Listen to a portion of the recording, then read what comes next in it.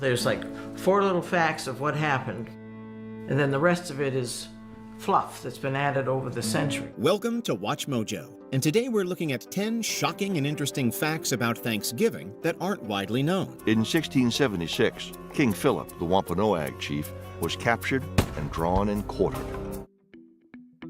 Number 10. The 1621 Thanksgiving was not the first. Menendez christened the new settlement San Agustin, or St. Augustine. It was September 8th, 1565. Long before the Pilgrims, indigenous peoples across the Americas held harvest celebrations to give thanks for nature's gifts like animals and vegetables. Even among Europeans, earlier Thanksgivings took place, and in North America no less. Father Lopez then conducted a Mass of Thanksgiving, and Menendez ordered that a meal be prepared for everyone, including the natives. This was 55 years before the Pilgrims even arrived in Plymouth. Spanish explorers held a Thanksgiving Mass in Florida in 1565, and English settlers in Virginia observed another one in 1619. The 1621 event was unique mainly for symbolizing cooperation between the Wampanoag and the Pilgrims after a successful harvest. It's not like they both got together and just invented a whole new practice for the fun of it. It was a combination of pre-existing traditions from both cultures. A few years ago, Dr. Michael Gannon drew fire when he called this meal the true first Thanksgiving. Number 9. Probably no turkey. Today, we're flipping the script on an American classic, Thanksgiving. No turkey, no cranberry sauce, no stuffing. Turkey is so ingrained with Thanksgiving that it's hard to imagine it not being a part of the holiday. Of course, it was probably not the centerpiece of the first Thanksgiving. When the Pilgrims and the Wampanoag shared a feast in 1621, it looked almost nothing like a modern Thanksgiving meal. We're going to try to recreate what could have been the spread at the first feast. In particular, the 1600 version of stuffed duck with corn porridge. They ate copious venison provided by the Wampanoag, along with seafood like fish, clams, and mussels. Vegetables like corn and squash were staples of indigenous diets and were also served as side courses. Turkey may have been served alongside other wild fowl, but historians believe it was more likely to be ducks or geese. The tradition of a centerpiece turkey didn't emerge until the 19th century, well after this dinner was in the history books. Along with the duck and the corn porridge, we've also added raw nuts, cranberries, and cod to our spread, since those were also mentioned in the writings about the first Thanksgiving. Number 8. Ragamuffin Day. For this abounding provision, O Lord, we thank thee. You all know about Thanksgiving, but do you know about Ragamuffin Day? Starting in the late 1800s, kids in New York City dressed in rags or dirty old clothes and went door to door on Thanksgiving begging for treats or food. Please, sir, I want some more. Sound familiar? Yep, Ragamuffin Day is the spiritual precursor to Halloween trick-or-treating, which didn't emerge in America until the 20th century. The practice of Ragamuffin Day largely came to an end in the 1930s, owing to a combination of the Great Depression, public anti-begging campaigns, and the growing proliferation of Thanksgiving Day parades. Macy's announced within a week that the whole city should set aside Thanksgiving morning in 1925 because the parade would be back. Number 7. TV dinners came from Thanksgiving leftovers. While Swanson kept the meat refrigerated by running the train back and forth between the East Coast and the Midwest, they searched desperately for a better solution. Next time you pop a frozen meal in the microwave, you can thank a slightly overzealous turkey order, at least according to one popular story. In 1953, the Swanson Company allegedly ordered way too many frozen turkeys. Not wanting to waste the enormous surplus of unused food, the company had the idea of packaging some leftover slices with a side of potatoes, peas, and stuffing in a metal tray. Borrowing from the concept of the strato plate, Swanson salesman Gary Thomas pitched an idea. Preserve the turkey through flash freezing and sell it to consumers as a meal in a box. Voila, the TV dinner was born. They called it a TV dinner, and it was a revolution. Fast, yummy, and perfect for watching football. It was not the first frozen meal, but thanks to the genius marketing of Swanson, it was the one people came to know. I know what a TV dinner feels like. Number 6. A magazine editor helped make it national. For Women's History Month, we want to introduce you to a historical figure you may not even be aware of, who has made an impact on our nation. If you thought a president came up with Thanksgiving, think again. For decades, it was actually the passion project of one determined woman, Sarah Josepha Hale, the editor of Godey's Ladies' Book. She spent over 30 years lobbying politicians to make Thanksgiving a national holiday, writing letters, publishing essays, and even appealing to 5 different presidents. 5. But her persistence eventually paid off, and her pleas found some ears. Abraham Lincoln's ears, to be exact. In 1863, he declared a national day of thanksgiving and praise. So if you enjoy a long weekend in November, you can thank this 19th century magazine editor. Impressive.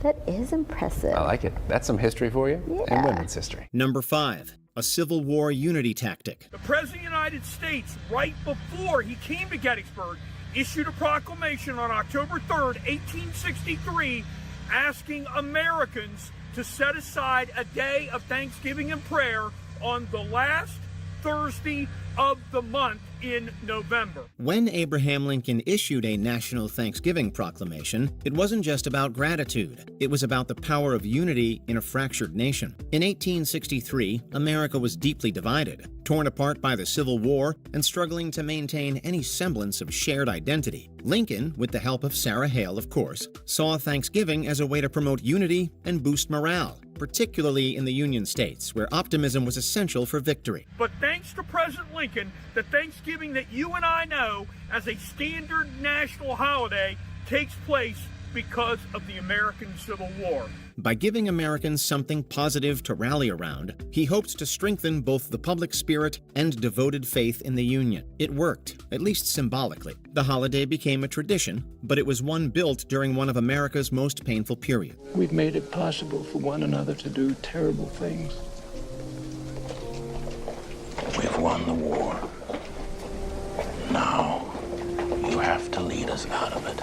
Number 4. The Wampanoag weren't invited guests. And as the leaves began to turn, they prepared, Edward Winslow reported, to in a special manner rejoice together, after we had gathered the fruit of our labors. The iconic image of pilgrims and Native Americans sharing a peaceful meal leaves out one major detail. The Wampanoag weren't formally invited. In their canonical oral tradition, the Wampanoag showed up because they heard gunfire and assumed the settlers might be preparing for battle. When they discovered it was just a feast celebrating the settlers' harvest, they offered to bring along some food. There isn't much of a record. There's a paragraph, I think, in Winslow that describes what's come to be known as the first Thanksgiving. It says nothing about an invitation. It's just that the English were doing this thing and Massasoit showed up with these 90 men. The Pilgrims agreed, and the legend of Thanksgiving was born. Other historians slightly disagree with this take, arguing that Massasoit was already nearby for treaty business. So while cooperation did occur, the Pilgrims initially had no plans on involving the natives in their celebratory feast. Can I squeeze in? Sure you can. Number 3. The Pilgrims later betrayed the Wampanoag. But in 1675, another deadly conflict took place, one the English would remember for generations as King Philip's War. King Philip was actually a name given by the English to the Indian chief of the Wampanoag tribe, neighbors of Plymouth Colony. That alliance between the settlers and the Wampanoag, yeah, it didn't last. Within just a few decades, the English settlers turned against their former allies, seizing Wampanoag land, spreading disease, and waging war in their drive for expansion. By 1676, just 55 years after that legendary Thanksgiving, the Wampanoag were devastated by King Philip's War, one of the bloodiest and most destructive conflicts in early American history. Tensions between the Plymouth Colony and the Wampanoags were starting to develop because Plymouth Colony was growing and expanding, taking over more and more land and placing more and more demands on the Wampanoags. Villages were destroyed, over 7,000 lives were lost, and entire native communities were shattered. This side of the story often gets brushed aside in favor of the feel-good narrative, but it's an essential part of understanding what Thanksgiving meant for indigenous peoples, a story of survival as much as loss. The English, who at this point were inclined to see all Native Americans as enemies, attacked the other major group in the region, the Narragansetts. The end result was that the Wampanoags and the Narragansetts were pretty much hunted down. Number 2, Thanksgiving as propaganda. You right sure you want to jump them, Ethan? That's what we came for, ain't it? I thought we were trying to get them girls out, alive.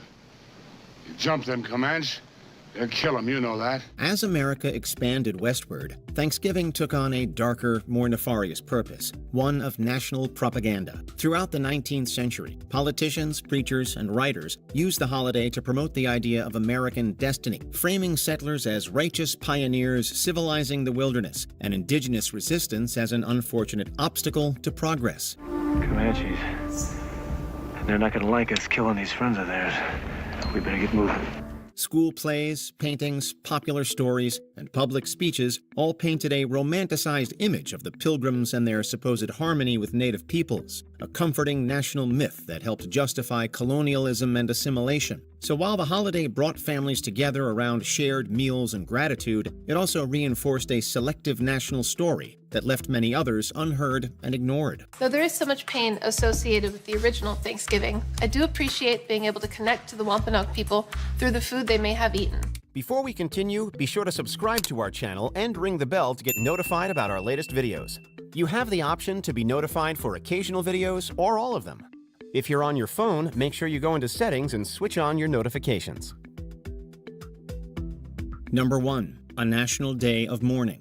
It's a tale of two Americas and two perspectives. While many people spend Thanksgiving with their loved ones and reflect on what they're thankful for other groups of people, it's a day filled with grief. As you can imagine, Thanksgiving is actually a day of mourning for many Native American cultures. Since 1970, indigenous activists, elders, and community members have gathered at Plymouth Rock to honor their ancestors and protest the historical erasure tied to their colonization and forced assimilation. The truth is not told about what the real Thanksgiving was. It's like believing in the tooth fairy. The event serves as both a memorial and a call to action, reminding the nation that for some, Thanksgiving represents not gratitude, but the beginning of centuries of violence and displacement. A reminder that for some to be thankful, others must suffer. It's a powerful counterpoint to the traditional story, urging Americans to look beyond the myth, confront some uncomfortable truths, and acknowledge the complicated history of how this holiday came to be. Our presence here is a stark reminder of the true story of Thanksgiving that differs from so much from the fable story shared in classrooms, history books, and celebrations across this nation. Do you know any other interesting facts about the holiday? Let us know in the comments below.